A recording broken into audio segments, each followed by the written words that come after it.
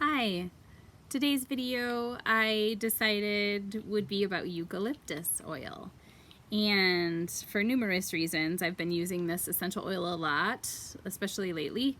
But it's a great respiratory support and sinus support, and I find that I use it a lot in the evenings when I just feel like I have a tight chest in the evenings, and I don't know if it's something that's floating through the air or probably, but it could also be a lot of what's going through my brain daily.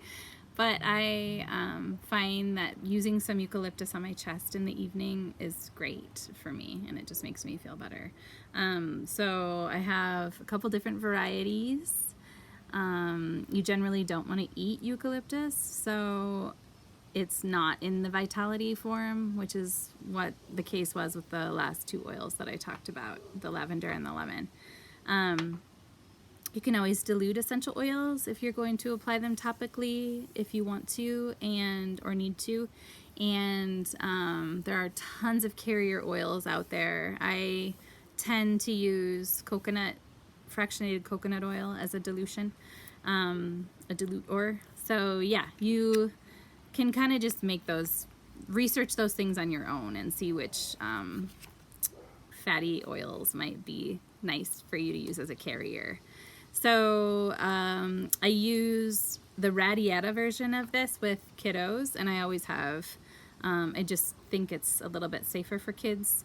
So I usually would use it in a humidifier. Like, we have a steam humidifier with a tiny orifice where you can drop, the Vicks humidifiers, you can drop like the medicine inside of that part, because you don't necessarily want to put eucalyptus inside of your humidifier because it can kind of gum up the works.